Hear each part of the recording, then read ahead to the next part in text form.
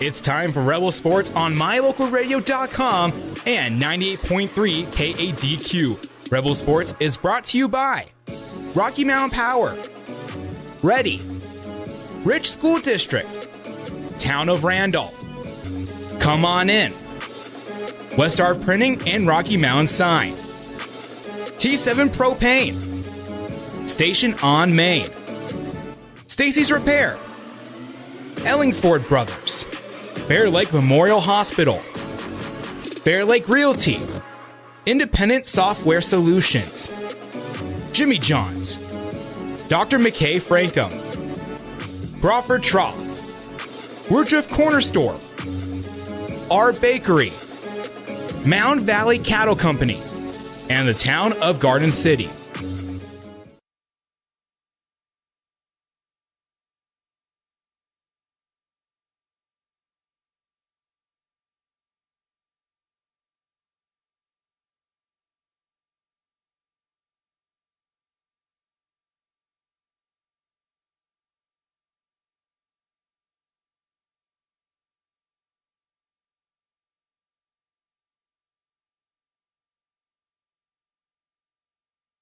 Okay, we are here at the Region 22 tournament where the Lady Rebels will be taking on the Lady Tigers.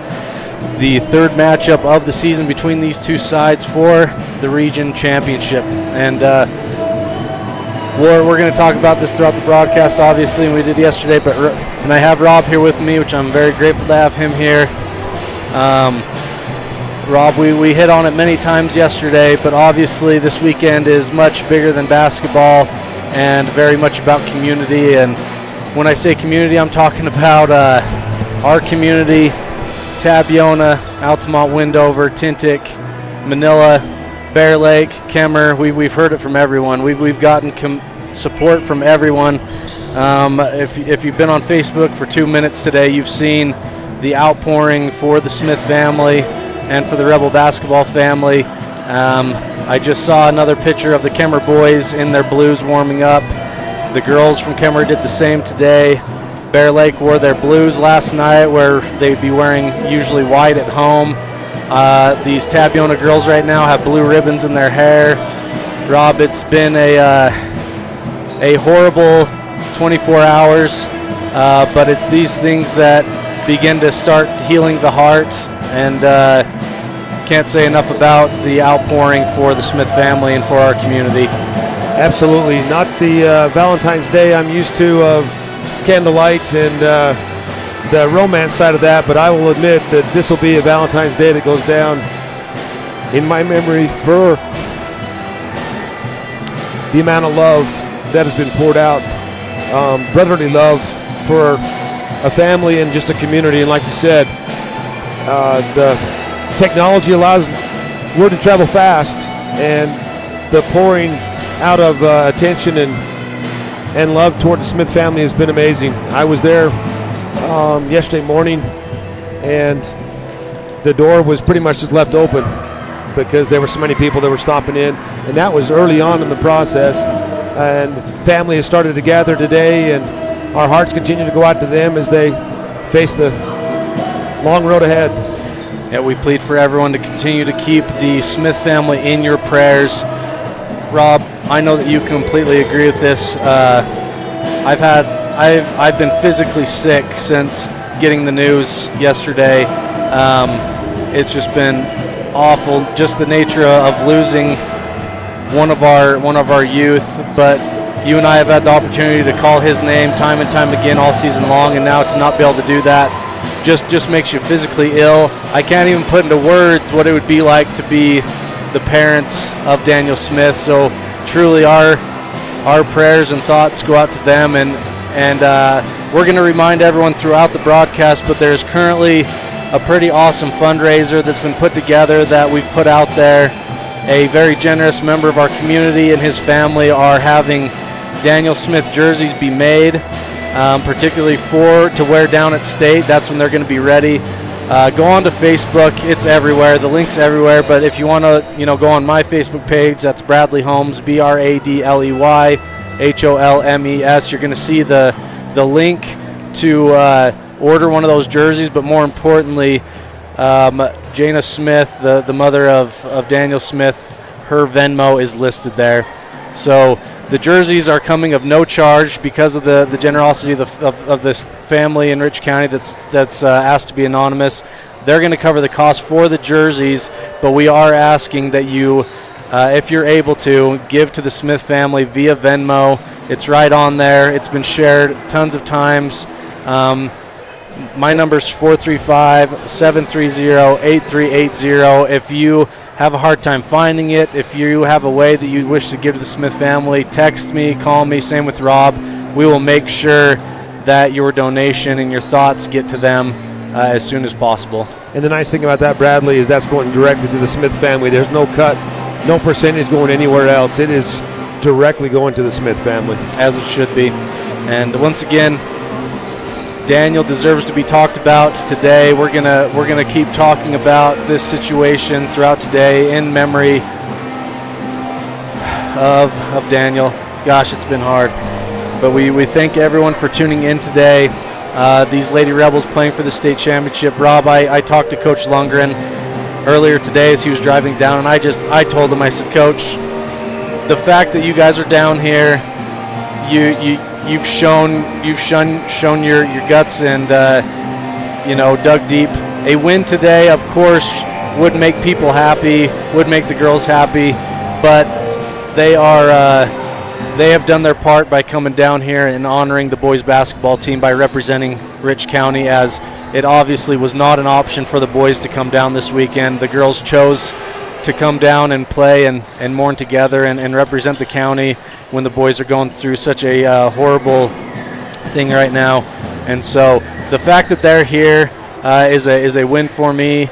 They went 10-0 in region. They won another one yesterday. Nothing to prove, and I'm sure Tabiona would agree, right, that this is a game to be played. Both sides want to win, but regardless of the scoreboard at the end, we are so proud of our Rebel teams, and we're excited to bring it to you here. Thank you for everyone tuning in. We're a minute 45 from tip-off, so we're going to go to a quick break. When we come back, we will get started with this championship game between the Lady Rebels and the Lady Tigers. The town of Garden City is home to beautiful Bear Lake, where families play together. We welcome you to Garden City and invite you to visit bearlake.org for places to explore and information on upcoming events year-round. The town of Garden City welcomes you as we cheer on the Rich Rebels.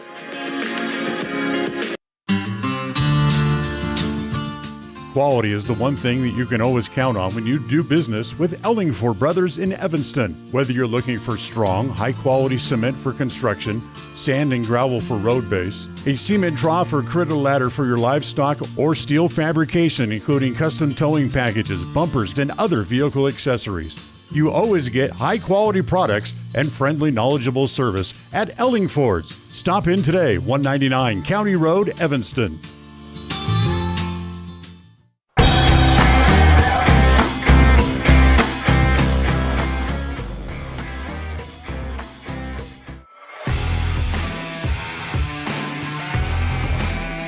Hazel Scott, freshman, guard. My name is Cass Argyle. I'm a senior and I play shooting guard. I'm Paige Smith. I'm a junior and I play guard. Corey Stacy. I'm a freshman and I play shooting guard. I'm Jalen Lutz. I'm a sophomore and I'm a shooting guard. I'm Kira Jolly. I'm a senior and I'm a shooting guard. I'm Molly Weston. I'm a sophomore and I'm a point guard. I'm Ryan Smoot. I'm a freshman and I play post. I'm Kira Hoffman. I'm a freshman and I play post. I'm Lacey McKinnon. I'm a sophomore and I play post. My name's Dottie Morris. I'm a sophomore and I play post. My name is Brindley Hatch. I'm a senior and I play post. I'm Lila Taylor. I'm a sophomore and I play post. My name is Emery Thornock. I am a freshman and I am a guard. My name is Ryan Latham.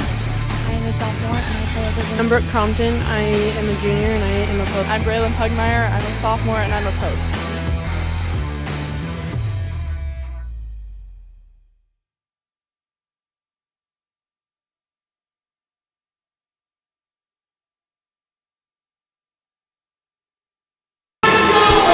All right, we are here, and the starting lineup has begun for the Rebels. Number 2, Kira Jolly. Number 3, Molly Weston. Number 15, Paige Smith. Number 22, Bray Pugmire. And number 42, Brindley Hatch. And for Tabiona, go ahead, Rob. Yeah, you got number 10, sophomore Joy Gines. You got number 11, Macy Rhodes, is a senior. Number 13, Peyton Pippi is a junior. And number 32, Cadence Pippi, a sophomore. And number 3, Michaela Sanders, who is a senior. Rob, I'm going to ask you to hop off real quick and call Zach McKee because he knows exactly how to fix our scoreboard. So I'm going to have you call him real quick and have him walk you through that, but I'll stay on the air.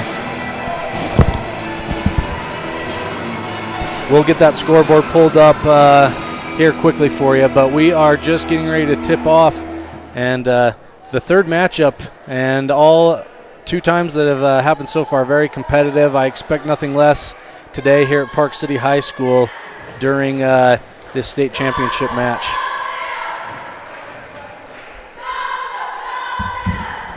And thank you to My Local Radio for making this tournament and this weekend happen, as we are just set to go underway, and the Rebels win the tip with Pugmire tipping it to Weston, who quickly gets it ahead to Smith, and then back to Weston, over to Hatch, and then to Weston again, handing to Jolly.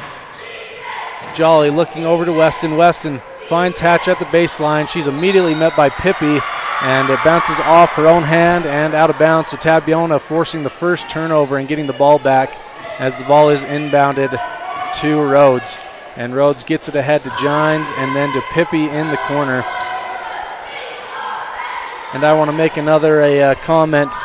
I've talked to many Tabiona community members as you look at their girls with the blue ribbons in their hair in honor of Daniel Smith and Rich High School. Tabiona went through a very, very similar situation about a year and a half ago when the Rhodes girl passed away from an accident. The younger sister of Macy Rhodes. So we thank them for mourning with us when they know exactly how we're feeling. So tight-knit region community here, regardless of this very fierce battle that's taking place right now at Park City High School. So the shot was up, no good, rebounded by Paige and then knocked away off of her knee. And so Tabiona does keep the ball as Rhodes inbounds to Pippi, and an early foul by Bray Pugmire will send Pippi to the line, and that's number 32, Cadence Pippi, and she's going to go to the line to shoot 2.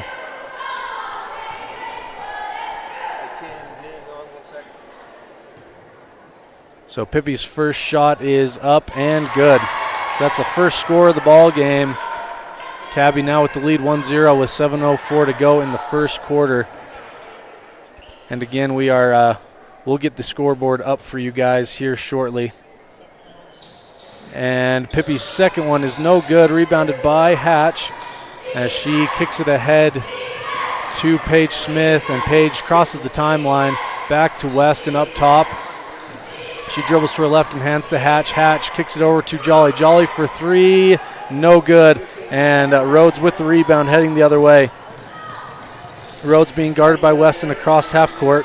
Pippi sets a screen to free up Rhodes as she finds the other Pippi across the court. Her 2-pointer is up and no good. Defended by Jolly. Jolly gets the rebound and gets it ahead to Pugmire, but she is fouled on that pass. We'll see who they credit that to. They're going to give that to number 32, Cadence Pippi, her first team foul for the Tigers. Ball back in play for the Rebels as Jolly skips it to Weston. Weston to Hatch. Hatch skips to Smith in the corner. Smith passes to Jolly. Jolly tries to get the inbound to Pugmire, and Weston able to steal the ball and finishes at the hoop. 2-1 now. The Tigers had stolen that, but Weston took it right back and in. So 2-1 now for the Lady Rebels with 6 minutes to go in the first. Giants has it on the left wing, and they're going to get her for a double dribble. And so now the Rebels will get the ball back heading the other way.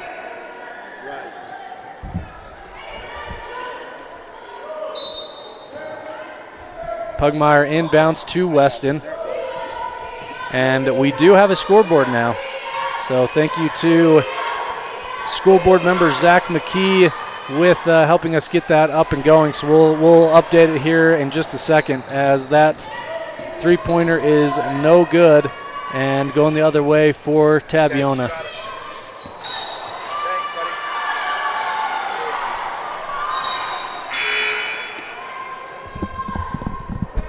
Thanks, Rob, for coordinating with Zach on getting this going as we've got a scoreboard now.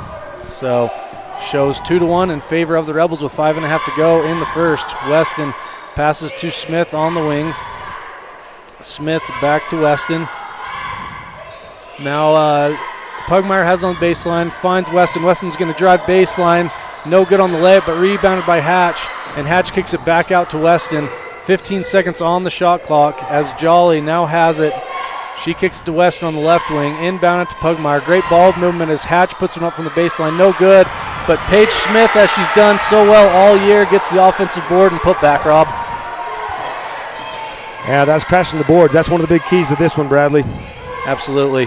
Tabiona now has it on the other end with Gines in the corner. Nice move to get to the baseline. She kicks it back out to Rhodes. Rhodes to Pippi. Back to Rhodes. Rhodes drives in and puts one up from the paint. No good. A fight for the rebound. Smith comes up with it. Great rebound again from Paige. She gets it ahead to Weston and then ahead to Jolly. Ball tipped out of the hands of Weston into the hands of Allred, and Allred finds Gines on the drive. No good on the layup, but Pippi is there for the putback, and good. That was Peyton Pippi with the putback, and it is now 4-3 in favor of the Rebels. Weston up top, she pump fakes and then finds Hatch underneath. A great pass and a great finish for Brindley Hatch to give the Rebels a 6-3 lead. Great pump fake and dish for Molly there. Credit Brindley for getting in position and gets that pass. She's had a great seal there.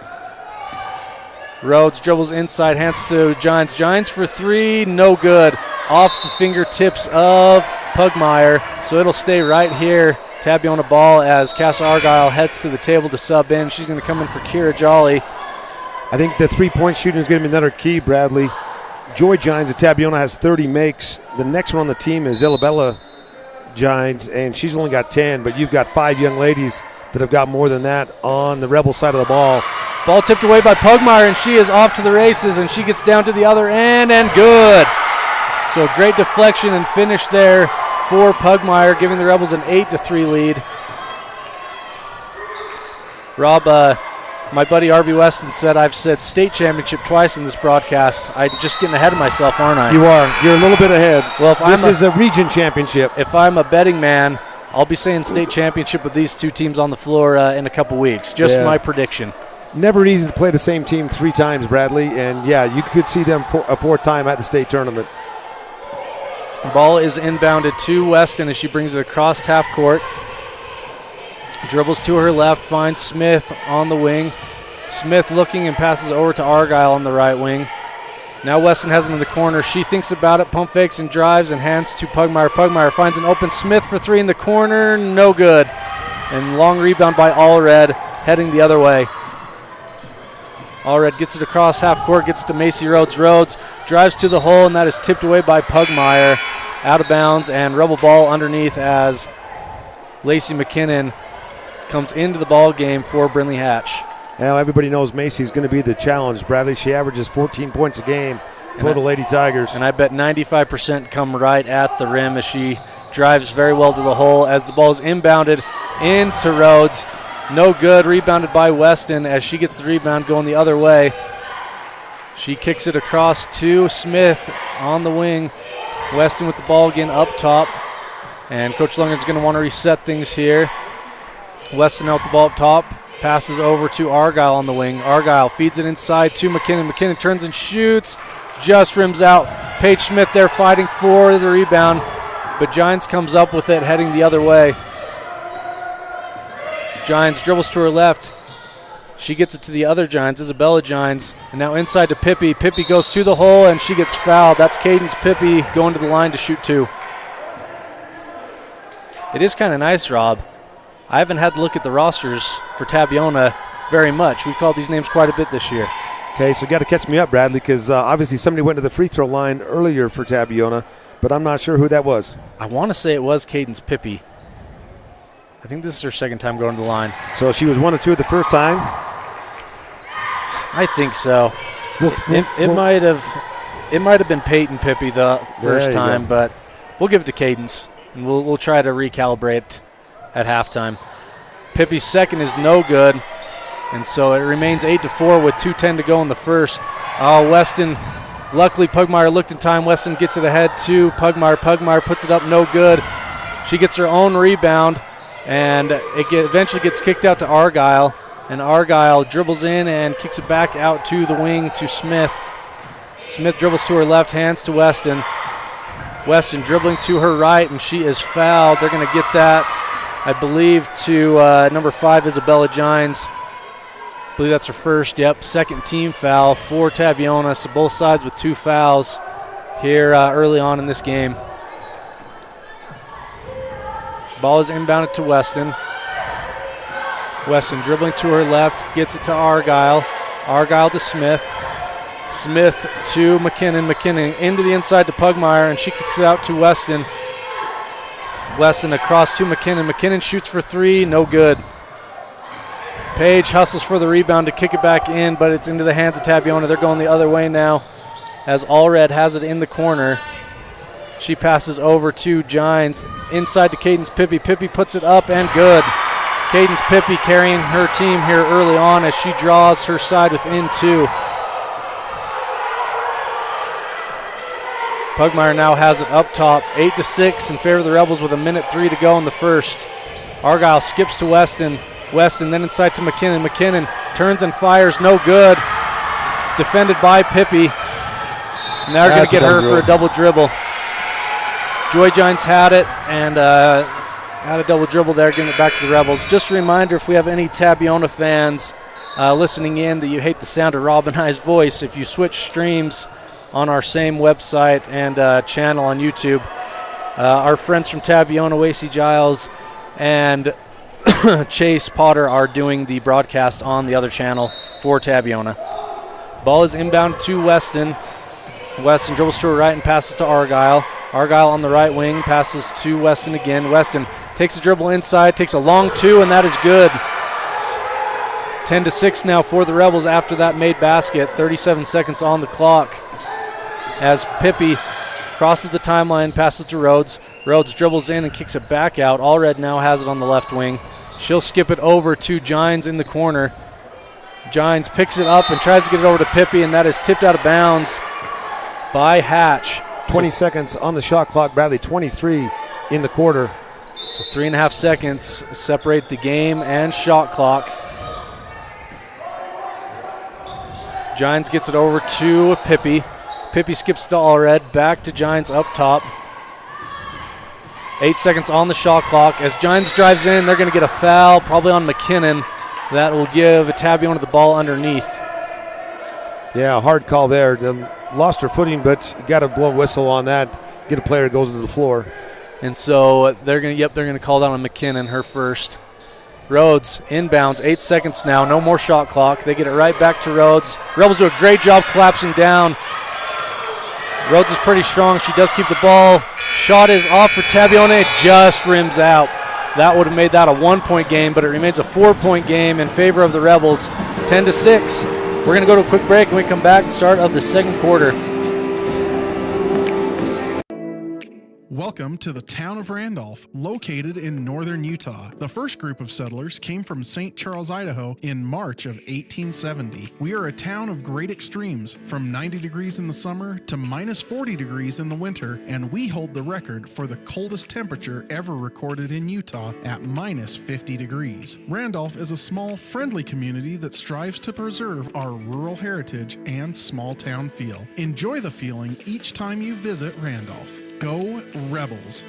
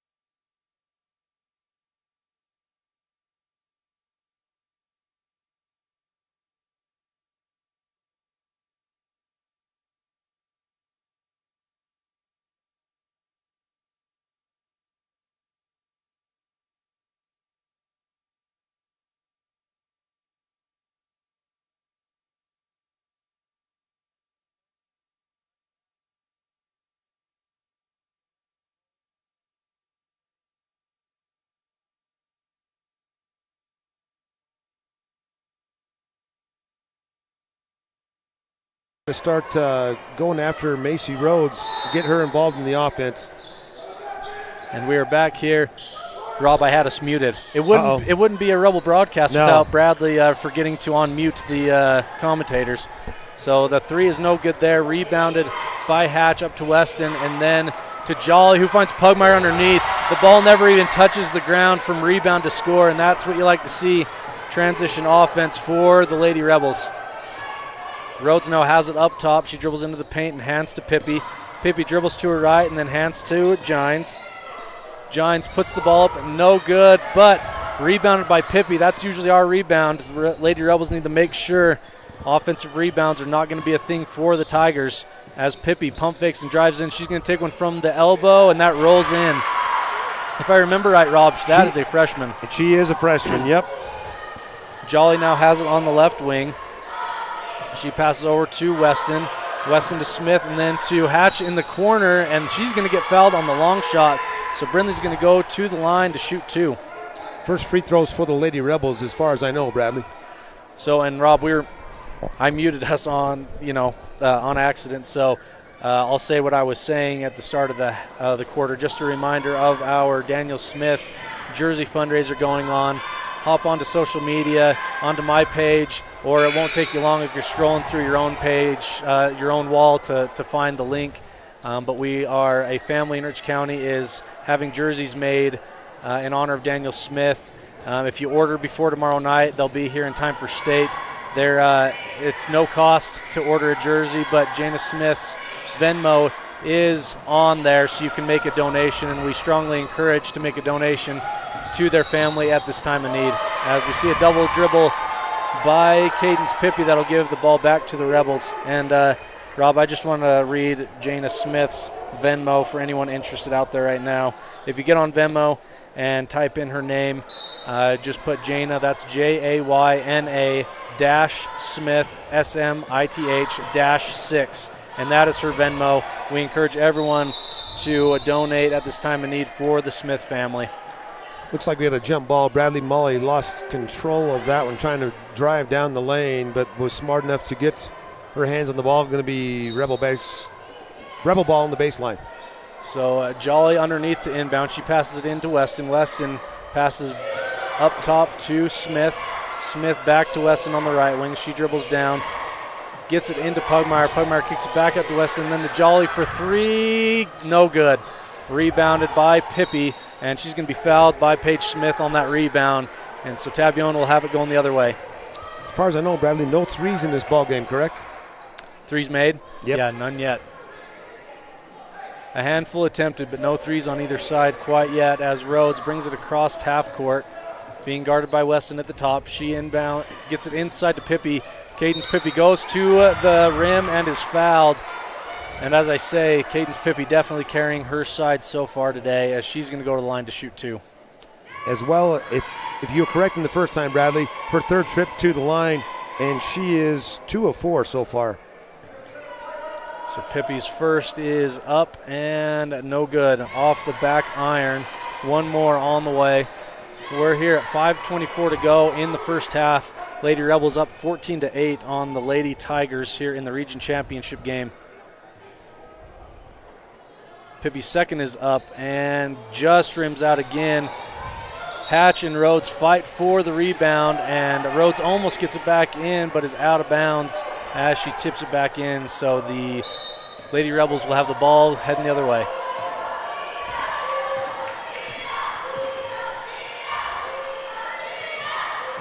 Jolly tries to get into Hatch on the baseline. That gets away into the hands of Pippi. She's able to keep control. Hands to Rhodes. Tabiona has numbers now as Pippi goes for three. No good. Into the hands of Weston. And Weston turns around, heading the other way. She finds Jolly up ahead. Jolly tries to get it to Pugmire and knocked away from Pippi. And so the Rebels will keep possession under their own basket. Rob, as I'm looking at the crowd, a little bit more blue than usual. Lots of people wearing blue that I don't recognize. I know that Tabiona put it out there for everyone to wear blue today, and we see a lot, so we truly appreciate that. Rebels are able to get a score in, so now 16-8. Midway through the second, as Rhodes dribbles to her left, and she gets it to Pippi. Pippi finds Pippi on the right wing. Pippi dribbles to her left, hands back to Chloe Pippi. And then Cadence Pippi goes in, and that is no good, blocked by the Rebels. 3 Pippis touched the ball in that possession, 3 different Pippis. Jolly crosses the timeline, passes to Weston. Weston to Smith.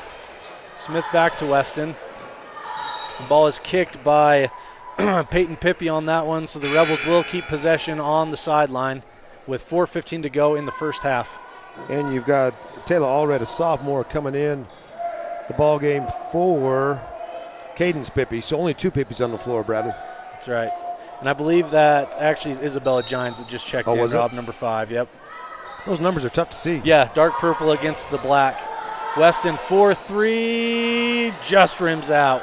And a fight for the rebound. Great effort there from Brindley Hatch as she was going against 2 Tigers. That'll go in a jump ball back to the Tigers. That's the thing about jump balls, though. Even if it doesn't end up, you did a good job because now the possession arrow's back to Rich for the next one, which we'll see here shortly, I'm sure. 4 minutes to go in the first half. Rebels up 16-8. Rhodes inbounds it to Gines, tipped away by McKinnon, but back into the hands of Gines. She passes back to Rhodes up top. Rhodes over to Pippi on the right wing, back to Gines, and then over to Allred. Allred dribbles to her right, hands to Pippi, back to Gines. Gines goes to the hole and defended by Hatch, and Hatch knocks it away out of bounds. Tabiona ball with 9 seconds on the clock, on the shot clock. So Allred's going to inbound. Tabiona's going to have to get things off quick. Going to get a timeout from Tabiona. Coach Fabrizio wants to draw something up. We'll go to a break. When we come back, Tabiona has it, the ball underneath with 9 on the shot clock. Supporting local schools, Eddie and Todd Jensen, owners of Mound Valley Cattle Company, know when it comes to buying and selling cattle, you count on the best. Mound Valley Cattle Company, serving Utah, Idaho, and Wyoming. 208-339-0614. That's 208-339-0614.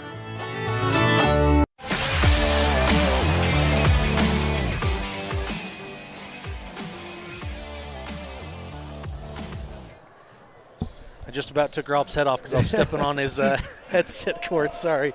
We're back here now, 16-8. Little chiropractic work on my neck will be fine. Tabiona inbounding. They do get it in. That is to Sanders. Sanders hands to Gines. 4 seconds on the shot clock. Allred's going to have to put this one up from the baseline, and it is blocked. Great defense from the Rebels as that is a shot clock violation, and the ball will be given back to the Lady Rebels underneath. Pugmire enters it into Weston. Weston dribbles ahead. She passes over to McKinnon. McKinnon back to Weston. Weston gets it into Hatch. Hatch kicks it out to McKinnon for an open baseline shot. No good. And the fight for the rebound ends up giving it back to the Rebels. Yeah, they're calling that off Tabby. They are. So the Rebels will have it underneath. Great job from Brindley making that giving the ball back to the Rebels after the missed shot. Jolly looking to inbound. She does get it up to Pugmire at the top of the key. Pugmire, good look right back to Jolly, but no good on the floater. Rebounded by Allred, heading the other way. Allred passes it to the corner to Gines, and then Gines up to Pippi. Pippi passes it over to Rhodes. Rhodes for 3, no good. And a fight for the rebound between Gines and Weston. And there's your possession arrow back, Bradley. Back to the Rebels. And into the game, Lacey Morse and Cass Argyle for Brindley Hatch and Kira Jolly. I think your depth is going to be another key, Bradley, because when you got back-to-back games like this, absolutely, been able to use a lot of the bench is going to be key for the Rebels. And Rob, frankly, that's why they did this tournament. This really won't play a huge factor in the seeding for state. It will affect RPI, but the RPI, especially on the girls' side, is pretty set in stone. I was told that this tournament really is just to get all these teams ready for a state tournament-like situation in a couple weeks, and with what you just said, that's exactly true. So the Rebels are up 10 now after that basket, And the Rebels back with the ball as Weston finds McKinnon. McKinnon open, and she goes to the rim, and she is fouled, and she's going to go to the line to shoot 2. So that's going to be the second team foul for Tabiona. And I believe the foul's on Isabella Gines. That is her second. She is also a freshman, Bradley, so definitely good things down the road for the Tabiona Tigers. Yep, this will be a great matchup for years to come. McKinnon's first is up and good. First free throw made by the Lady Rebels today. She had a nice move in the paint to get that score just a minute ago, Bradley. Paige Smith into the ball game now for Dottie Morse. And McKinnon's second foul shot is up and off the iron, but rebounded by Pugmire, and we're going to have a jump ball back to Tabiona going the other way. Definitely a lot of aggression on the boards today. I mean, these jump balls haven't been just for loose balls. It's been off of rebounds the majority of the time. So 2:10 to go in the first half. The Lady Rebels up 19-8 after that made foul shot from McKinnon. Down underneath, we have Gines.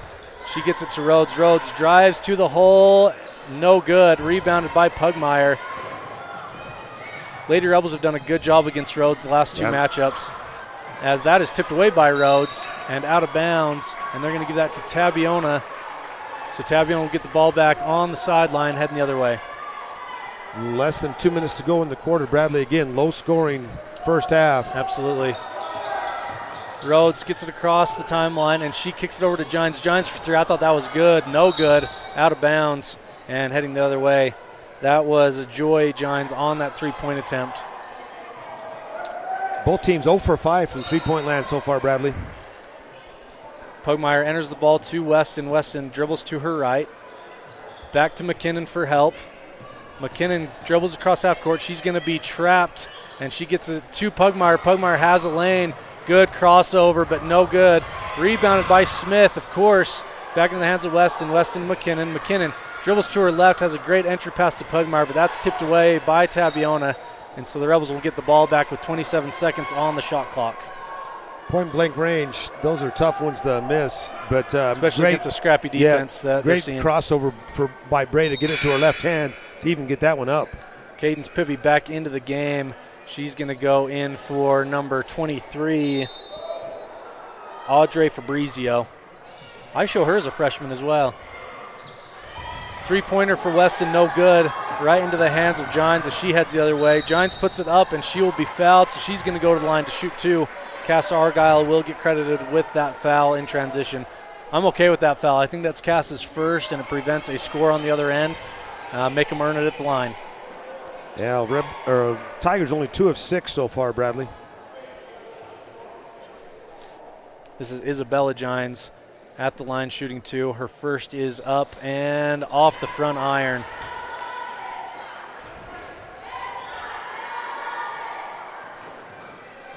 Gines will go to the line now to shoot her second. 1:08 to go in the first half. That is up and good. So the Tigers cut it to 10, and we're going to have a timeout. Coach Lundgren's going to take a full time. We'll be back after this. You're listening online at mylocalradio.com, listening in at 98.3 KDQ FM. Supporting local schools, Eddie and Todd Jensen, owners of Mound Valley Cattle Company, know when it comes to buying and selling cattle, you count on the best. Mound Valley Cattle Company, serving Utah, Idaho, and Wyoming. 208-339-0614. That's 208-339-0614.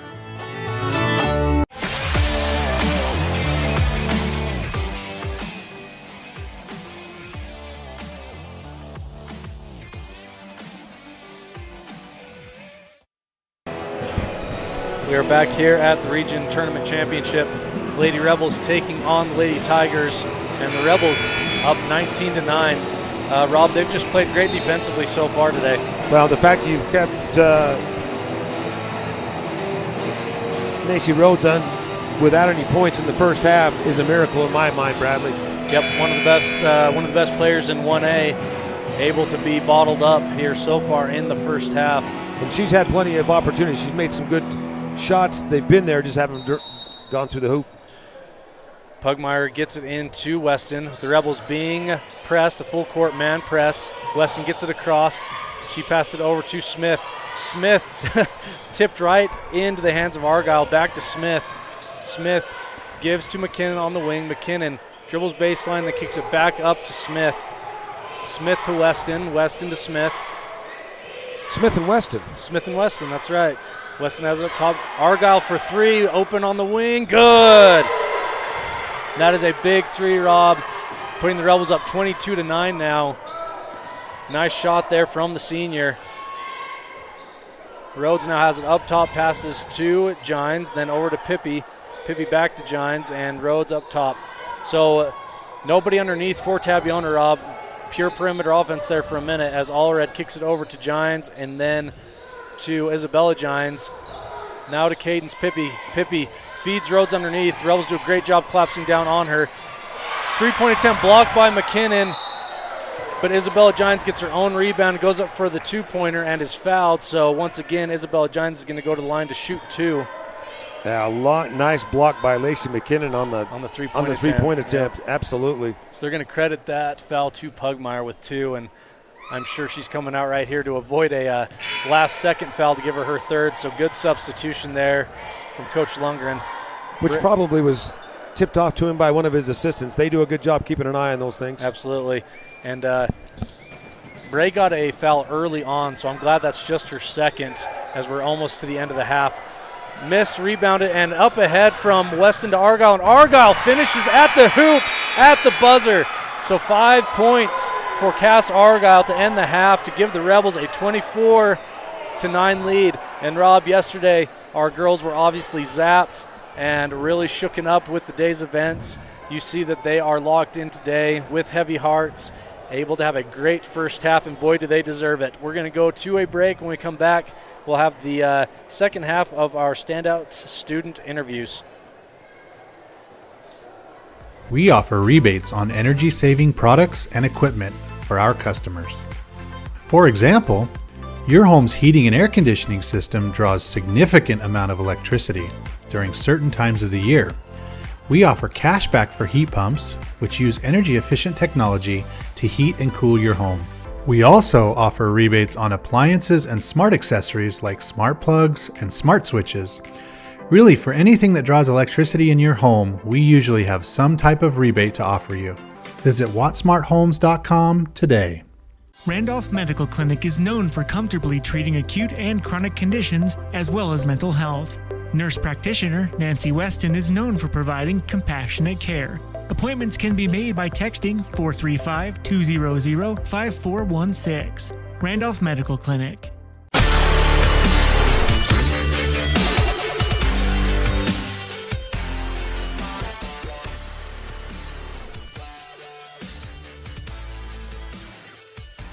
I am back here with both Nina Hillier and Lexi Rao. Guys, we've talked about your awesome weekend last weekend, being crowned state champions in girls wrestling. Let's start with Lexi. Lexi, I know you're just a freshman. What's life going to be like for you after high school? Do you have dreams or goals that you have career-wise? Yes, I really want to get a scholarship for wrestling, and that's where my main goal is right now, is working hard and pushing to that goal and finding all wrestling camps that I can do and just try to get better at it so I can accomplish that goal. Well, that'll be great. Nina, what about you? I guess you're a little bit closer than Lexi is to making those decisions. What are you thinking on what your plans are after you graduate here in a few months?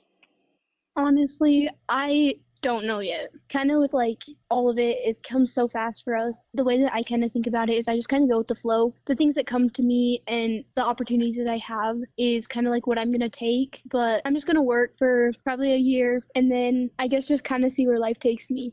I know with your work ethic of being a state champion, obviously you have great things ahead. As we finish up this interview, I always ask students a teacher that's had a positive impact on them during their time at Ridge High School. And obviously you two are on different ends of your career, one a freshman, one a senior. Nina, who's a teacher you'd like to give a shout out to that's had a positive impact the last 4 years at Ridge?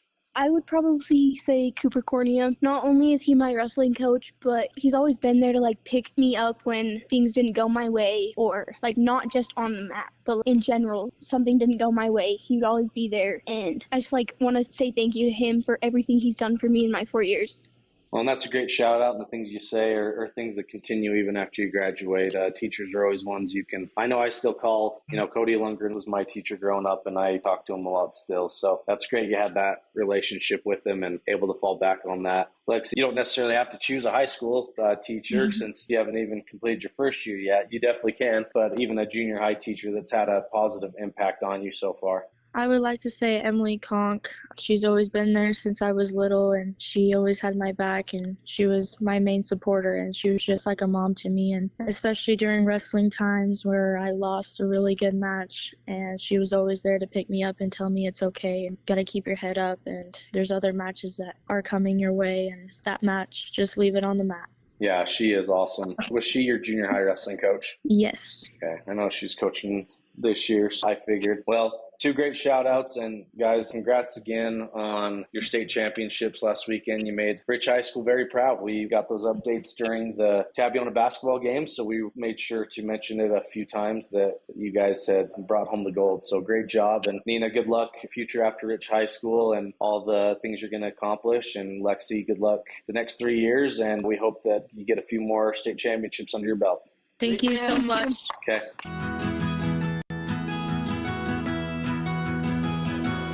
Established in 1984, T7 Propane provides you with quick and affordable service. Rely on T7's services to bring warmth and comfort to your home or business. T7 Propane delivers everywhere from the Fort Bridger area throughout Bear Lake Valley. Schedule your delivery today at T7propane.com. T7 Propane for all your propane needs. Listening to the music that you love brings you joy. MyLocalRadio.com brings you that music. Whether you like listening to country's biggest stars, classic pop hits, classic rock, and rock hits, or country's young guns and legendary southern rock. MyLocalRadio.com puts your favorite music at your fingertips. Download the app to your mobile device or log onto the website to bring more joy into your life with your favorite music. MyLocalRadio.com.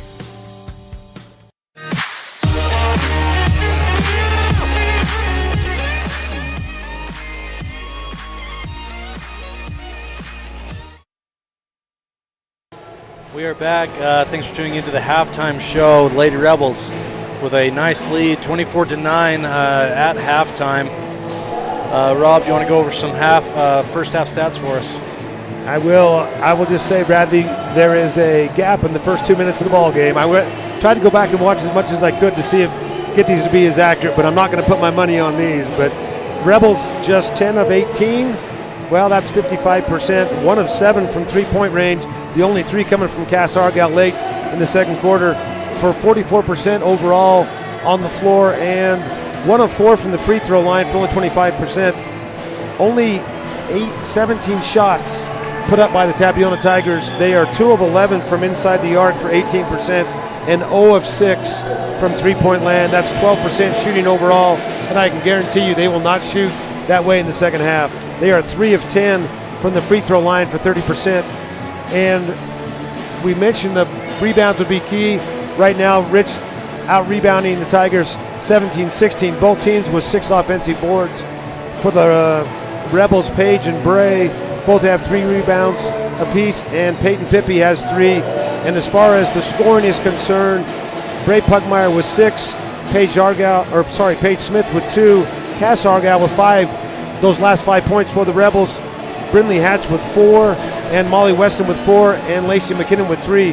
For the Tigers, Isabella Gines with 1 of 2 from the free throw line, Peyton Pippy with 2, Cadence Pippy with 6, and Chloe Pippin, the freshman, with 2 to make it 24-9 at the halftime. Bradley.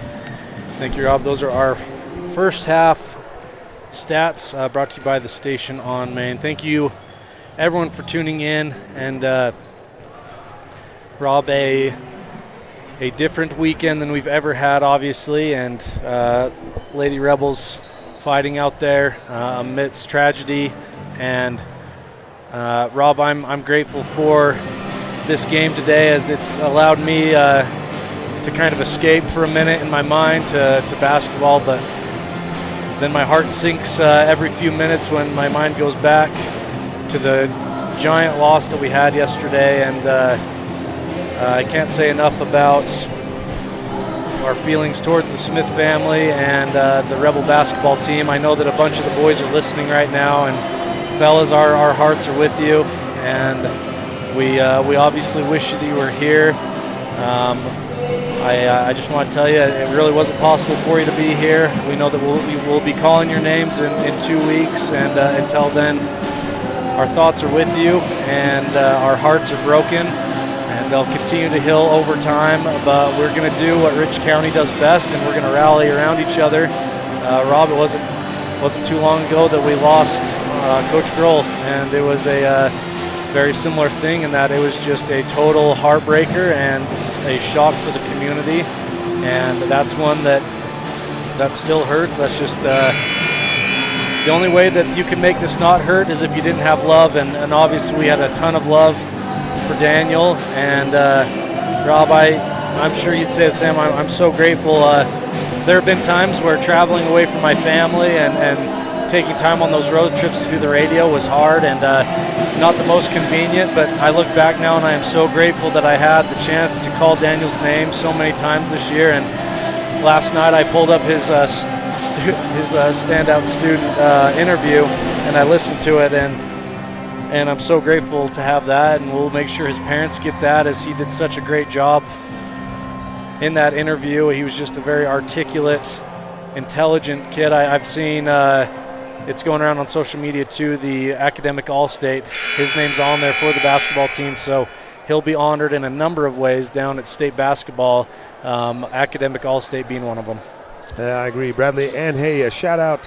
Got a phone call from the former voice of the Rebels, Aaron Poling, this morning, checking on the situation as he had heard the news, and obviously he had called Daniel for multiple games the last couple of years, and just let the Rich County fans know that he is doing well, calling hockey and furthering his education. So Rebels can take the ball to begin the half, and Molly unsuccessful on the drive. Paige Smith, surprise, surprise, with an offensive board, and she's going to go to the free throw line. Nope, they're going to take it on the baseline. Rob, I'm going to hand things off to you for just a second. I'm just making sure our friends next to us, Tabiona, their stream's working correctly, so I'll be right back. Kira Jolly on the baseline with the inbounds pass. Looking, and it is tipped to the hands of Brindley Hatch. Back to Molly to try to reset the offense. 31 seconds on the shot clock. Comes over to the right wing to Kira Jolly. She's left open, so she takes the three. No good, but Paige Smith with another offensive board. Her fourth of the ball game. Back up to Molly Weston, the top of the key. Back over to Paige Smith. Thank you, Rob, for covering for me. Smith with the ball on the left wing. She gets it inside to Pugmire. Pugmire kicks it back to Weston. Weston's going to drive and dish to Jolly. Jolly, a great entry pass to Hatch, but that is knocked away by Pippi. And Pippi's going to take it the other way now after that defense and rebound. And she kicks it to Rhodes. Rhodes dribbling to her left. She puts one up and no good. And it ends up into the hands of Allred, who is fouled on the rebound. Not a huge foul, but one of those ones that things were getting a little bit chaotic and the refs wanted to slow things down again, and so they're going to give that foul to Molly Weston, her first, team first. And so both teams with a foul, one foul apiece here in the third, very early on in the third. Rhodes gets the ball, and they're going to get Weston with the foul again, so that's Molly's second. In about 30 seconds. Yep. Probably less than that, probably 20 seconds. So I believe McKinnon's going to come in for Weston to let her regroup, and, you know, you don't want to pick up a third in 45 seconds. That's right. So I'm sure that's Lundgren's thinking there. Trying to defend Macy Rhodes, so I'm surprised she hasn't got more. Pippi gets it into the corner to Allred. Allred enters it in to Sanders, and Sanders goes out of bounds, and so the Rebels get the ball back going the other way. And if you're the Rebels, Rob, I think that's a great possession. I mean, time off the clock, doesn't end up in a score. Yeah, you didn't have the ball offensively, but you're in the driver's seat right now. Tabiona with a full court press, but the Rebels are able to break it. Jolly skips it to Smith, but that is stolen by Allred, heading the other way. Allred can go to the hole and kicks it out to Pippi. Pippi puts one up, no good. Rebounded by Sanders, and she is fouled on that rebound. And so it'll stay right here. And that is going to be, I believe Brindley Hatch was the one they called that on. We'll see. Yep. Yeah, that is her first. And the 13th foul on the Rebels in the quarter. Allred inbounds it. Does get into the hands of Pippi. Rebels do a great job crashing down, getting the ball back. As Pugmire has the ball, she'll pick it up and pass to Smith, who brings it across half court. And she passes to McKinnon. McKinnon back to Smith and then to Jolly. Jolly to Smith. Smith drives to the hole and kicks it back to McKinnon for three. No good. That would have been nice. Pugmire with the long rebound and tips it to Hatch. Rob, mark that down as a very potential play of the game, as such a heads-up play by Pugmire to find everyone collapsed onto Pugmire on the rebound. She found Hatch waiting at the block, and Hatch with the nice finish.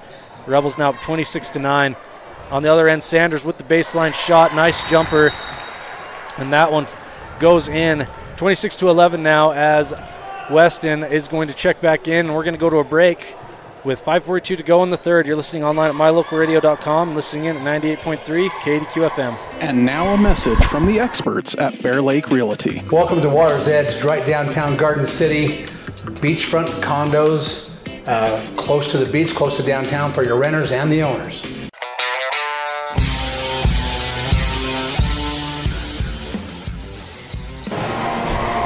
Thank you to Bear Lake Realty and the Bear Lake Fan Cam. Rob, even more special to see our fans down here this weekend. It is. That's a lot of blue in the stands, but obviously some of those are Tabby fans wearing blue in honor of Daniel Smith and his family. But it was cool to listen yesterday, Bradley, when Gary McKee was actually here watching the Gary McKee fan cam. That's right. First time it's happened all year. And thank you to Gary and all the others for helping out this weekend for the broadcast. Rebels with the ball, 26-11.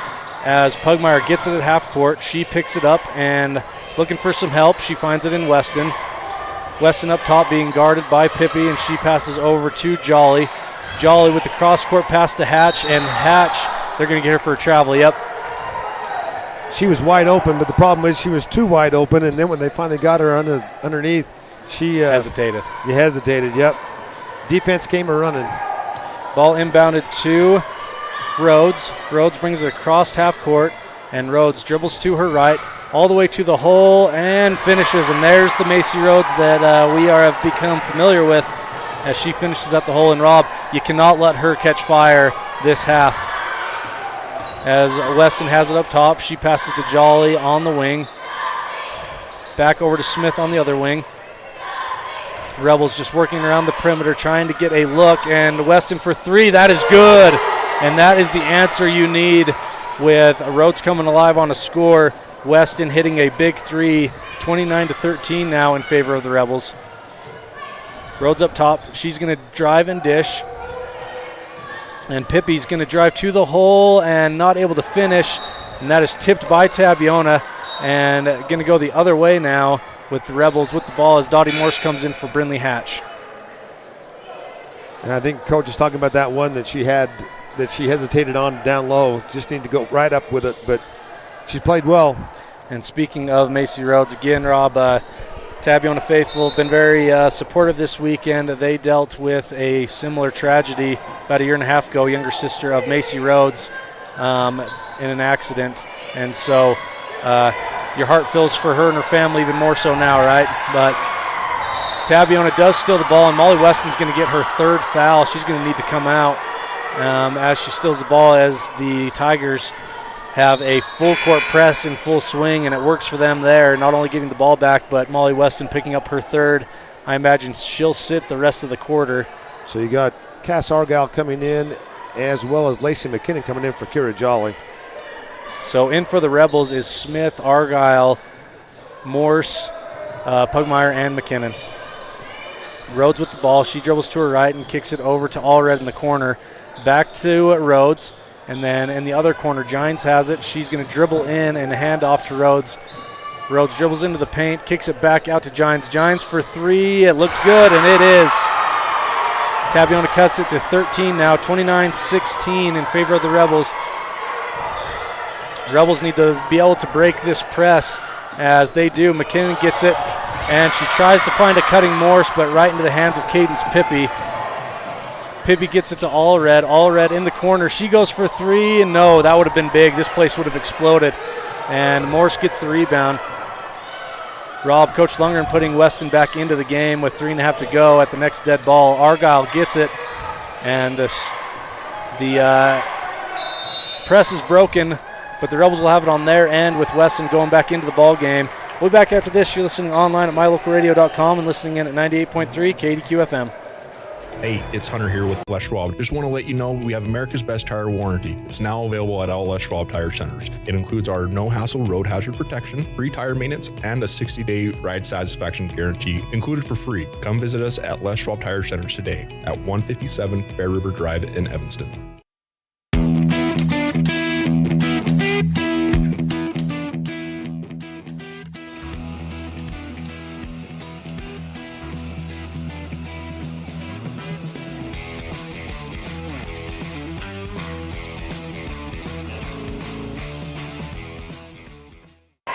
Welcome back. We are at the Region 22 Championship in the girls bracket with the Rich Rebels taking on the Tabiona Tigers for the third time this season, especially since we're adding a Region member next year in St. Joe's.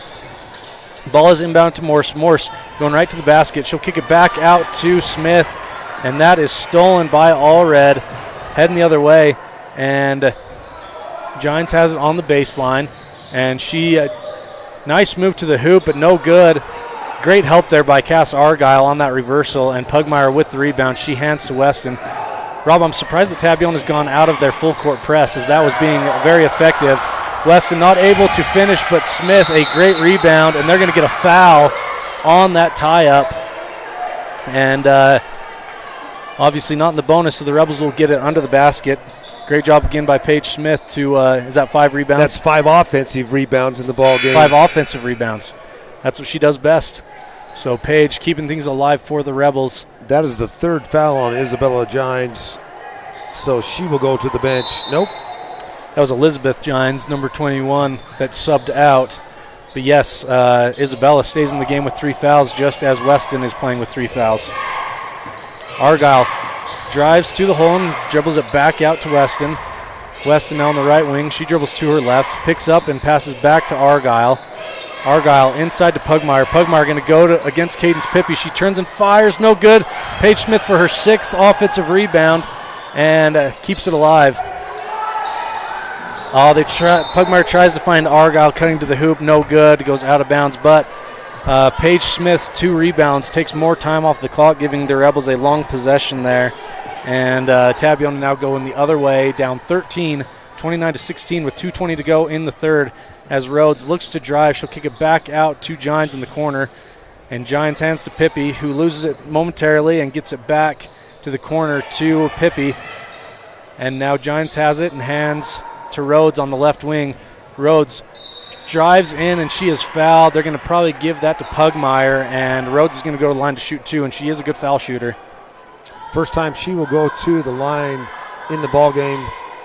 And that was on Paige Smith. Yep, that's her 2nd. And that does put Tabiona into the bonus the rest of the way for the last 2 minutes of the quarter, Bradley. Which is quite a while to be in the bonus. Rhodes first is up, just rims out. You got Sorry, the jinx. Macy. Yep, I you got the jinxed you jinx, on that Bradley. one.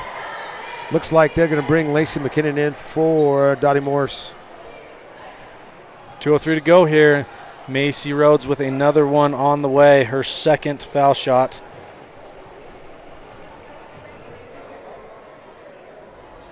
Rhodes' foul shot is up and good. You're usually the bad guy jinxing people at the line. McKinnon has the ball. She will hand to Weston. Weston ahead to Smith. Smith back to Weston. Under 2 minutes to go now. Argyle with the ball on the wing. She gets a screen from McKinnon, dribbles around and passes to Pugmire. Pugmire passes to Argyle on the wing. Argyle head fakes and kicks it back over to Weston. Weston back to Argyle. 8 seconds on the shot clock. Smith has it. Hopefully they're aware. Argyle's going to have to put up a deep one. Oh, I thought that was going to bank in. Smith tries to get it, and they're going to put it up, but I don't think it ever touched the rim, Rob. Yep. Yes, they're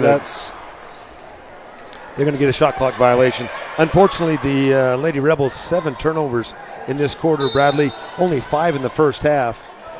Well, I think most of the turnovers are trying to force those skip passes underneath. And so the Rebels going to need to have to come back and have some cleaner passes here as we're at 1:10 to go. Rebels up 12. Rhodes gets the ball, goes to the hoop, no good. Pugmire with the strong rebound, and that was big. That was a big stop there as you want to have another score. Argyle gets her under. She's a little bit too underneath, so she'll try to keep it alive and doesn't as the ball is taken by Tabiona. Oh, and they try to save it. This is a mad rush for the ball. It does end up into the hands of Macy Rhodes. She gets it across half court. 42 seconds on the clock.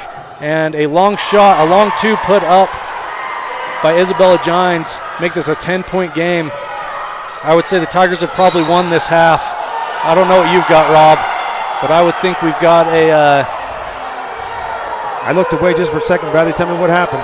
So Pugmire got the ball at half, and she turned to dribble and was met by a Tabiona defender. And she did travel but was fouled in the process, according to the refs. And it's a big foul because that's on Cadence Pippi. And that's her third. Not gigantic as we're just at the end of the third. She'll have 2 fouls to play with in the fourth. Weston goes out as well, and Allred goes out into the game for Weston. I believe it was Hatch that subbed in, if I remember right. Might have been Jolly. Nonetheless, Pugmire, Jolly, McKinnon, Smith, and Hatch in for the Rebels with 30 seconds on the clock in the third. McKinnon's going to take a 3. This would be nice. No good. Rebounded by Pippi and handed to Rhodes. Tabiona has an opportunity here to make it a 1-possession game. Or, I'm sorry, a under 10-point lead. And long 2-pointer, no good. Rebounded by Pugmire, and she is fouled. Just a good, strong rebound there by Bray. And now we'll go the other way. Her 7th rebound of the ball game. And here comes the full court press from the Lady Tigers. 10 seconds on the third quarter clock. Yep, 10 seconds exactly as McKinnon looks to the inbound. She passes to Smith. Smith dribbles ahead and hits to McKinnon. Back to Smith. And we're just going to toss one up there as that will be the end. And Rob, like I say, if you're Tabiona, you stay in the full court press. That has thrown things off. And we'll see what both coaches adjust to start the fourth quarter, as it is 29-19 in favor of the Rebels heading into the fourth. We'll be back after this. Rich County, Utah is a place where your neighbors are also your friends. A community where traditions matter and every person is important. These community values translate into an excellent school system filled with caring individuals who are committed to each student and their success in the classroom, on the field, and in life. In partnership with the entire community, Rich School District empowers learners to attain excellence through citizenship, wellness, collaborative teamwork, and academic excellence.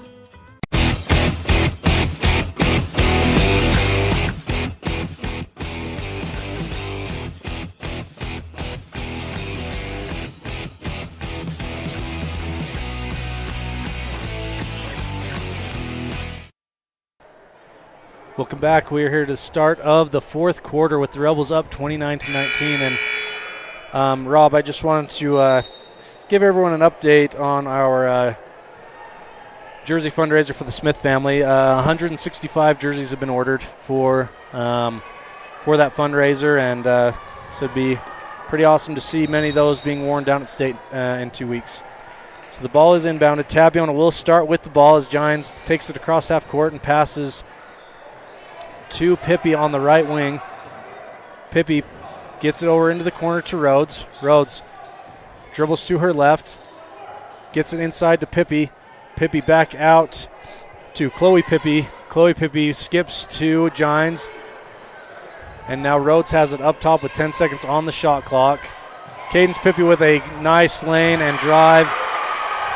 This is now a single-digit game, 29-21 in favor of the Rebels.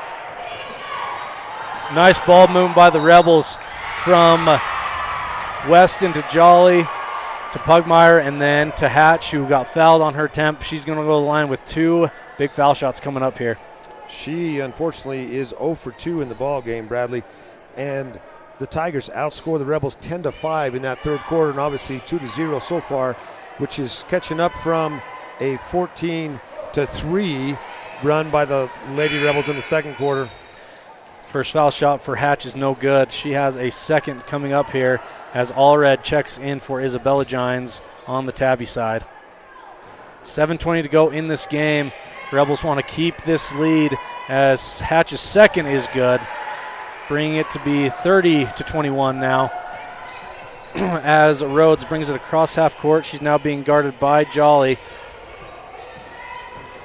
And she kicks it back out to Chloe Pippi. Pippi back to Rhodes.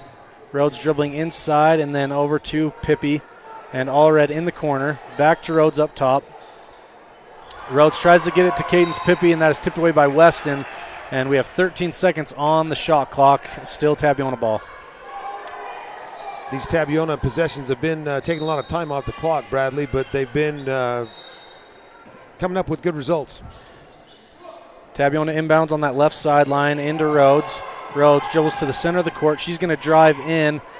7 seconds on the shot clock. Chloe Pippi for the 3. That is no good as the shot clock expires, but the Rebels able to get a rebound and across the floor with a fresh shot clock. 6:37 to go. Would be nice for the Rebels to have at least 2 points on this possession, Rob.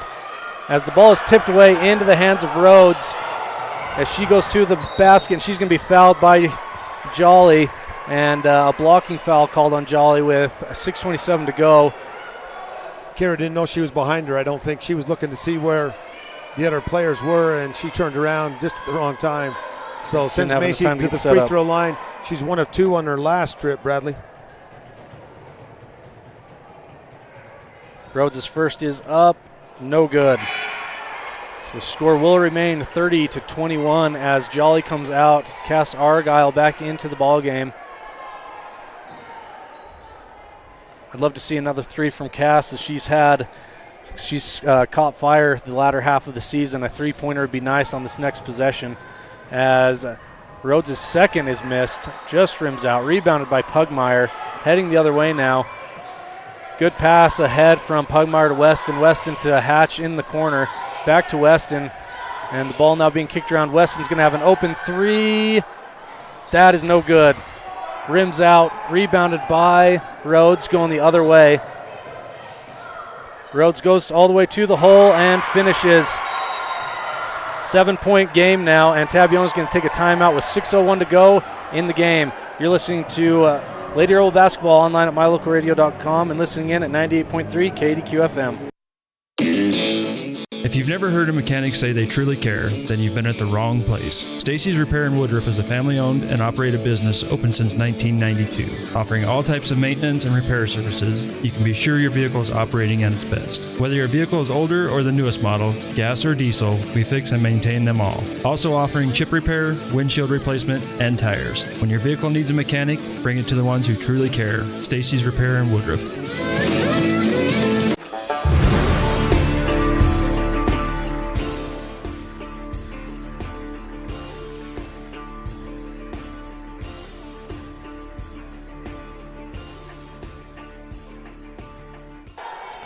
Rob, we are here in a close matchup at the region championship game between the Rich Rebels and the Tabiona Tigers. Number 1 and number 2, last I looked in the state rankings, as it has been every time they've played this year. And the Rebels had a hot start in the first the first half up 24-9, and the Tigers won the third quarter. And now a battle ensuing here in the fourth, as I'm sure Tabiona, into their full court press. I'm sure that's why Coach Fabrizio took that time out to draw something up defensively. Smith able to break that as Tabiona wants to travel there. It was very close, but the Rebels keep the ball here. Argyle now has it on the left wing. She hands to Hatch. Hatch picks it up and passes to Smith. Smith looking inside. Pass to Weston. Weston thinks about it and then enters it into Hatch. Hatch tries to make the second pass, and that goes out of bounds on the baseline. and the ball given back to Tabiona. Tabiona 14-4 run, Bradley. So, Rob, I think the Rebels right now are just playing not to lose, right? Yep. You got to keep attacking, just do your thing. You're still in the driver's seat with 5.5 to go, but Tabiona is creeping up nearly every possession, and they're going to call an offensive foul here on that screen. I believe Argyle hits the floor there, and so big call there. And as Lacey McKinnon comes in for Brindley Hatch, as Tabiona remains in their 3-2 press. Smith trying to break that press, looking for help, and there it's stolen by Cadence Pippi, and Smith able to come back up with it, so I knew Weston gets it handed across half court, and McKinnon on the corner. Very aggressive full court press there by the Tigers, and Rebels handle it well as Argyle puts up a three. No good. Tipped away as Smith keeps it alive and hands to McKinnon on the baseline. McKinnon kicks it back out to Weston. Weston for three. No good. Yep, the Rebels not shooting their usual success rate from the three line. No, only made 2 so far today, Bradley. One by Cass and one by Molly. Well, one would say we don't want to make excuses, but I have no shame making excuses this week. Lady Rebels been through a lot and just playing their hearts out. They're having to win ball games different ways, but digging deep to try to get this region championship, tournament championship, as Rhodes drives in, hands to Pippi. Pippi back outside to Chloe Pippi on the baseline, and she kicks it back out to Cadence Pippi. And that is a skip past Allred, and then Gines in the corner. Oh, it just rims out. That would have been big for the Tigers. And the ball tipped away out of bounds. So Rebels will keep the ball. That would have changed the whole landscape, Rob. That three, as that would have made it a 3-point game, or a 4-point game, excuse me. Halfway down and pop back up.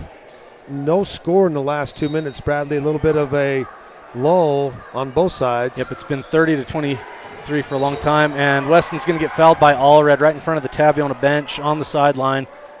Only the third foul on the Tigers in this quarter with a half of the quarter to go. First on Allred.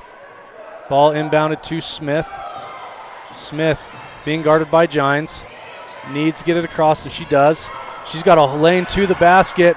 Kicks it to McKinnon last minute. McKinnon with contact, not able to make it. Rebounded by Allred going the other way. Argyle there on the defense. They're going to give that a no call, and it is no good, and rebounded by Smith. I like that no call. Not trying to sound biased, but it could have gone either way there. Weston gets the ball into Pugmire. Pugmire turns and shoots. Come on, and it goes. We needed that one, and it goes. Good entry pass from Weston to Pugmire, and Pugmire had just a great finish on that turnaround jumper. And Allred's going to go for three. No good. Rebounded by Pugmire. She has been great on the defensive boards. And Smith gets it ahead to Weston. Weston going to dribble it out, tip from behind, and then Weston tips it.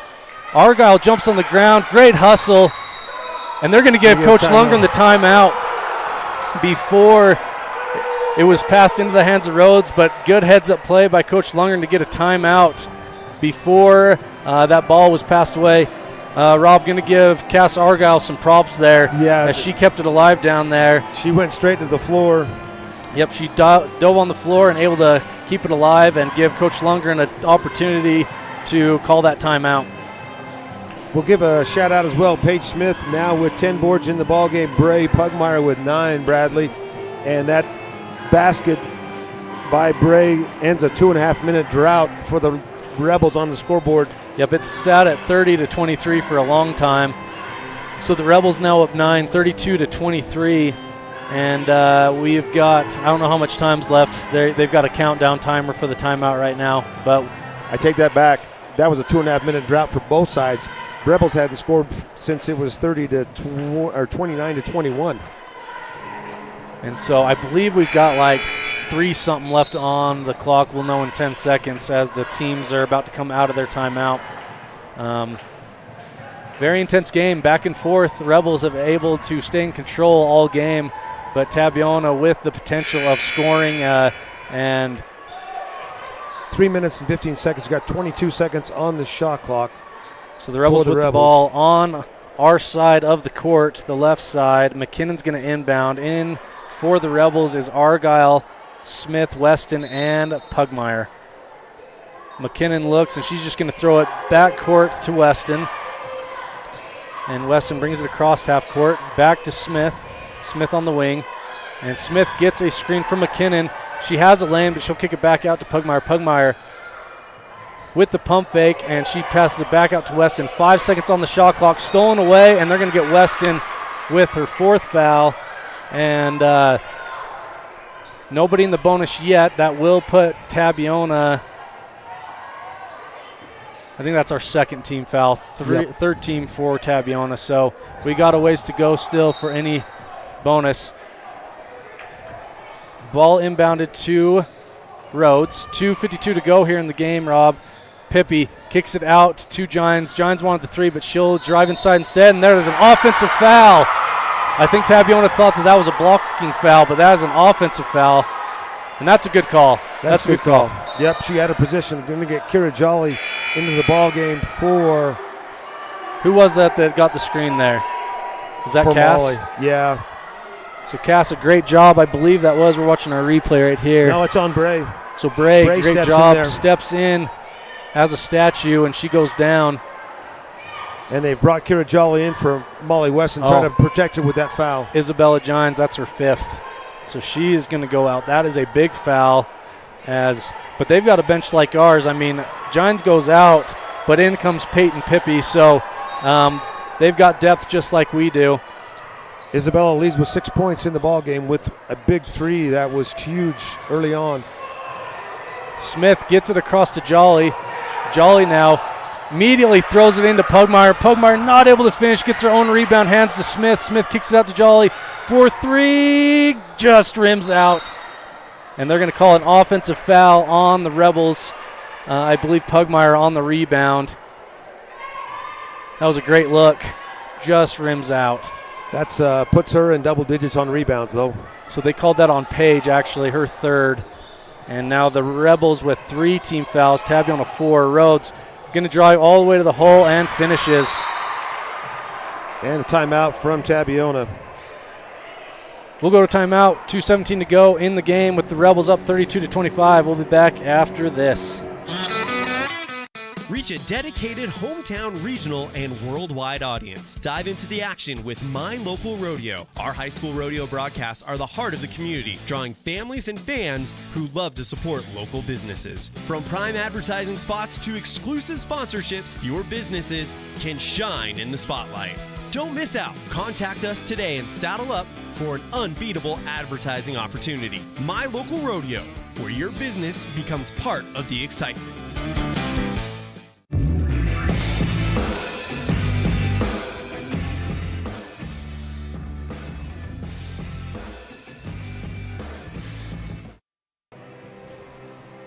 Welcome back. We're here at Park City High School. Final game of the girls bracket at the Region 22 region tournament with the Rebels ahead of the Tabiona Tigers 32-25, looking to close out this one to win that region championship game. And senior Macy Rhodes trying to put her team on her back. She was held scoreless in the first half, Bradley, but she's got 7 in this second half. You know, we didn't see that from her at Rich, but we certainly did at Tabiona. So the Rebels just need to make sure she is kept under wraps for the next 2 minutes, as the Rebels are just 2 minutes and 10 seconds away from winning this thing. Jolly has it in the corner. She kicks it back to Weston. 23 on the shot clock, 2:04 on the game clock. Nearly stolen away from Weston, but she gets it right back, and it's going to go off of Jolly's foot and out of bounds. And so the Rebels are going to have to play defense once again with 1:59 to go in the game. Up 7. 7 seems like 1 right now. Yep. Rhodes with the ball. 30 seconds on the shot clock, being guarded by Jolly. She dribbles to her right, kicks it over. Chloe Pippi for 3, no good. Tipped away, back into the hands of the Tigers. They'll get a new shot clock. Rhodes now on the right wing. Minute 35 to go. The time is on the Rebels' side, but a 3-pointer would certainly change things, and I'm sure that's what Tabby's looking for. As Pippi gets it, kicks it back out to Chloe Pippi, and then to Rhodes. Rhodes drives in, and there's a three-pointer for you right there, potentially. As Rhodes is fouled at the rim, makes it, and she is going to look to make this a 4-point game with a made free throw. Brindley Hatch into the ballgame for the Lady Rebels, replacing Lacey McKinnon. Macy is 1 of 4 from the free throw line today, Bradley. And a big one coming up for Rhodes. It is up and good. Gives her 10 points in the ball game. 32-28 now. Rebels. Weston able to get it across quickly, and they're going to call a foul before the carry. And I agree with it. That's why she carried it. She was hit from behind. That's only the 4th. No, that is 5. That'll send Molly to the free throw line, Bradley. And we talked about this in the break-off air, Bradley, but free throws are going to be huge down the stretch because you know Tabby's going to put you to the free throw line. Weston goes to the line, shooting 2. Her first is up and good.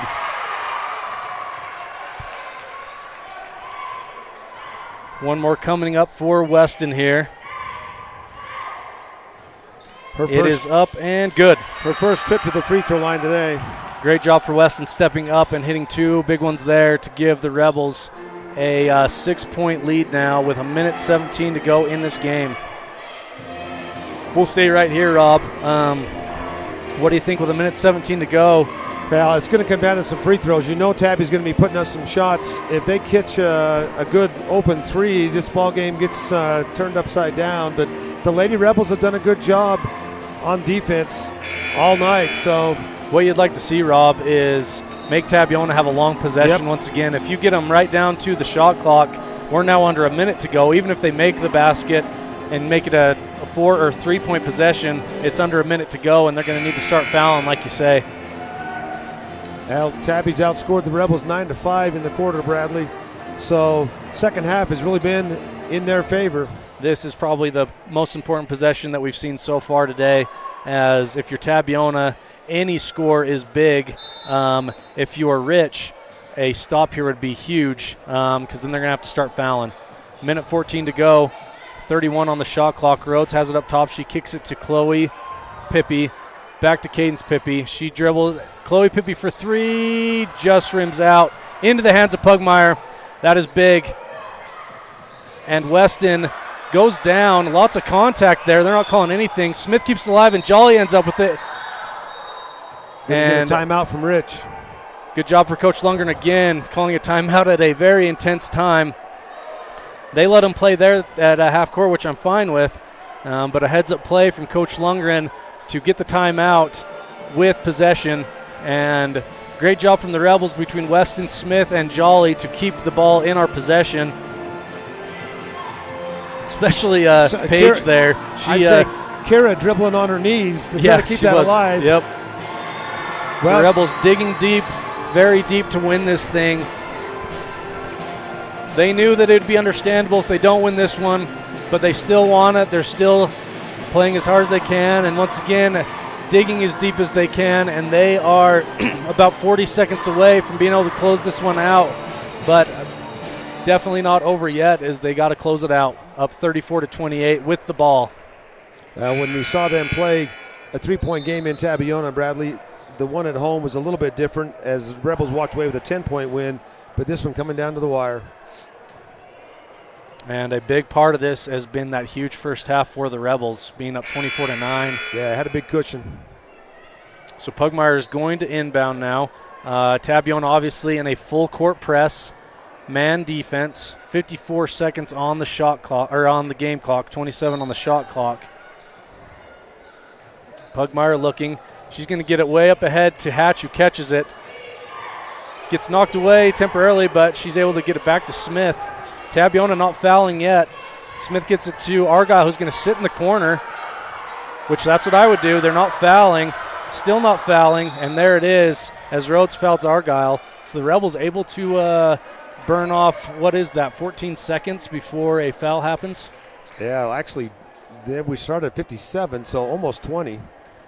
Thanks for the math there, Rob. You're welcome. I was so excited. I just kind of guessed. I didn't even take my shoes off. Argyle with a big make on that foul shot. 35-28 now. Big foul shot there, and another one here for some more cushion for the Rebels, and it rattles in. Cass Argyle steps up and hits two big ones as Rhodes now brings it across half court. Rebels up 36-28. Rhodes trying to find a way inside. She kicks it out to Pippi. Pippi back out. Rhodes now has it. 25 seconds to go. Rhodes puts it up and she's fouled. She'll go to the line to shoot for two. I'm okay with that. Yep. 23 seconds to go. Even if she makes it, Rebels get the ball back up 6 with 23 seconds to go. And no shot clock, so they're going to have to foul to send you to the free throw line. We said free throws would be critical, Bradley. They are the Rebels 5 of 6 in the quarter. The Rebels did a good job not allowing a wide open three-point look there on that possession, as Rhodes' first foul shot is up and good. I'm sure if it's a make here, we'll see a timeout one way or the other, as I'm sure both teams will want to draw something up for the next 23 seconds. And Rhodes' second is up and no good. Rebounded by Pugmire. She has just been so solid under there this game. 12th board of the ball game. Smith gets a good pass up ahead to Argyle, and Argyle tries to get it to Pugmire, but she's going to go to the line to shoot two. And Cass had a successful trip last possession, going to the line. 15.9 on the clock, Bradley. So Argyle steps up. Her first is up and good. Doesn't even hesitate. No routine for her. Grab the ball and shoot. Argyle's second is up and just rims out, but Hatch with the rebound, and she kicks it back out to Cass. That may be it, Rob. 10 seconds on the clock. The Rebels up 8, and they're not getting even foul. So that'll be it, Rob. The Rebels, on a very emotionally ridden weekend, are going to be the Region 22 tournament champions, and it couldn't have happened to a more deserving group with what they've been through this week. Once again, you got to say they did that for Daniel. They did that for the boys who were not able to make the trip this weekend. They honored our community well, and our continued prayers go out to everyone that has been affected by this tragedy.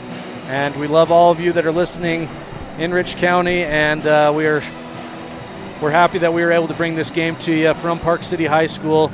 And next time you hear us, we will be down in Richfield, unfortunately with no video, but we encourage you to turn the radio dial on, turn the audio on from our YouTube broadcast and sync it with a video. But we would love for you to listen in 2 weeks and watch for the links out there. And when we come back, we're going to do the post-game show brought to you by Independent Software Solutions.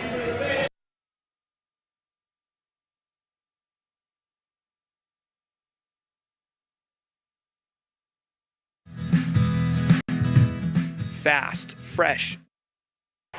We're going to come back to show the trophy presentation. So, Rob, let's just jump into our post-game show as the Lady Rebels able to be, they're the region champions before this weekend, going 10-0 in region, but now the Region 22 tournament champions as the Region 22 tournament back after being gone for 20 years. And congrats to Coach Lundgren and his team. So, Rob, I'll start with the precision play of the game brought to you by D. McKay Frankham, and that's got to go to Bray Pugmire. When she got that rebound, she immediately went up for it, and in just a half a second immediately found Brindley Hatch underneath, and Brindley able to finish one of the big plays from the first half. A little bit of volleyball skill there, Bradley. I think it looked more like a tip to Brindley, and she put it in. And Rob, what do you have for us? I'm putting you on the spot, but let's go to the Crawford Trough player of the game. Well, that one's a tough one, Bradley, because Bray Pugmire had 12 rebounds and 8 points, but there were 5 points scored right at the end of the first half and some key free throws down the stretch. So I got to go with Cass Argyle. Her hustle, she's on the floor right and left, playing as best as she can, and that's a senior who knows what the importance of this game, and those free throws iced it down the stretch. And Coach Lundgren and I were talking to Cass while we were eating lunch yesterday before their first game, and Cass had said, that she had a class this, I believe it was this trimester, where it was just she and Daniel, and so she got a lot of one-on-one time with him. And for anyone to lose a classmate, let alone one that you've had a lot of one-on-one time with in class, it's very hard mentally to do what you usually do. But Cass, along with the rest of her teammates, dug deep this weekend, had a great showing. Coach Lundgren really wrestled with the decision on whether to come down here or not. Essentially, they left it up to the girls on what they wanted to do, and I believe the right choice was made. The second I got on the bus with the girls to ride down yesterday, I knew they had made the right decision, because the girls, you started to see a little bit of smiles, a little bit of, quiet laughter as they were able to be with each other and be able to comfort each other. And that's when I knew the right decision was made, before even knowing how we would do this weekend. And so, again, our thoughts and prayers are with the boys, who I don't even think there was a decision to be made there. You can't play after what happened. They'll be ready to go, I'm sure, for the state tournament.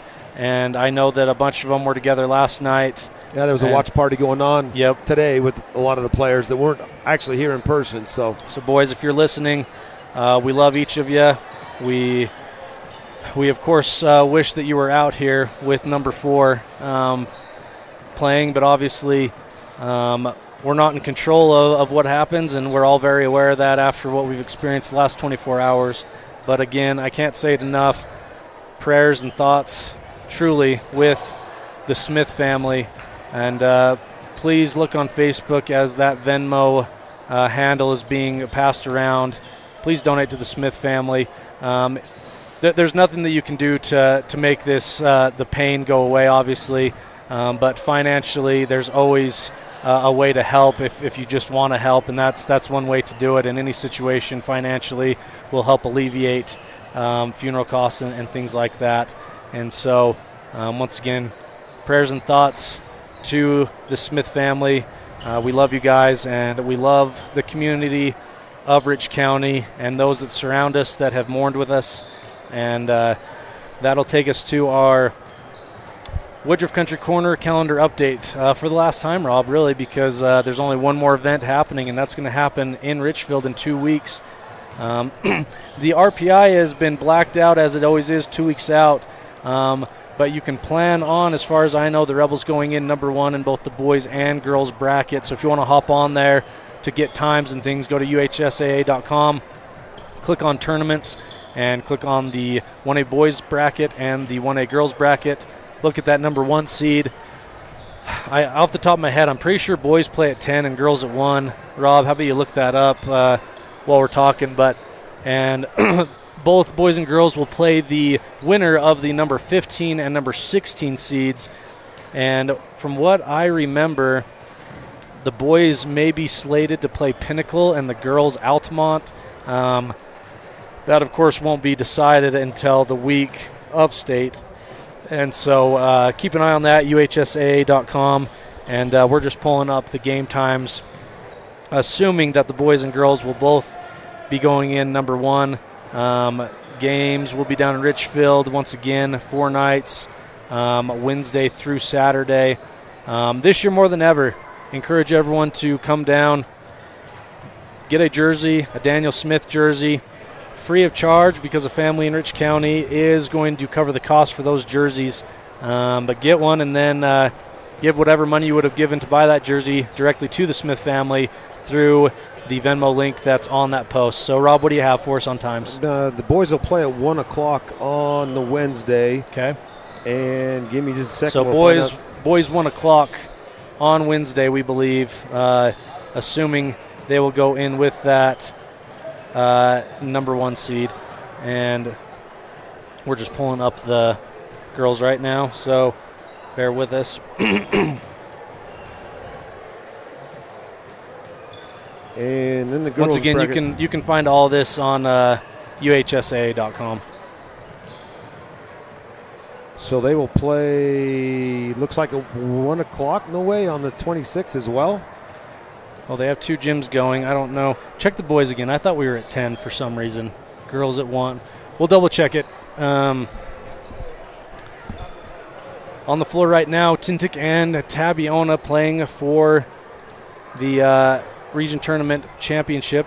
interesting matchup as Tintic did beat Tabiona last week, the day before we did at home. So this could be an interesting matchup. Hats off to Tintic. Regardless of how this game ends up, they have had a great season compared to many years before. This is a good group, loaded with seniors, so they're going all in this year, obviously. And so we're still seeing that both the boys and girls will be playing at 1. Maybe they don't usually anticipate both schools or the same school to be number 1 seed. True. But so people can check that out in the future. But hey, Bradley, again, I just want to say thanks to Rich County and everybody else in our area for the support and love that they've been pouring out to not only the Smith family, but just to Rich I. That's what means more to me than anything else. Basketball takes us a back seat as they show the kindness and the love that these people in this area are really passionate about, and that's trying to help somebody else. But it has shown the power of sports in general, right? I mean, that's why there is a tight-knit community and a tight-knit region that we're seeing. People gather in sports. Sometimes it gets very overly competitive, but in moments like this, it makes everyone just a little bit better, and we have certainly seen that from communities roundabout and from our own. So thank you for tuning in. Once again, keep an eye on that UHSAA bracket. You can, as it gets closer, they'll fill in those seeds. I think usually it's the Monday before state. I could be wrong there, but just keep an eye on it. Thanks for tuning in, everyone. We love you all and are excited to bring Rebel basketball to you one more time.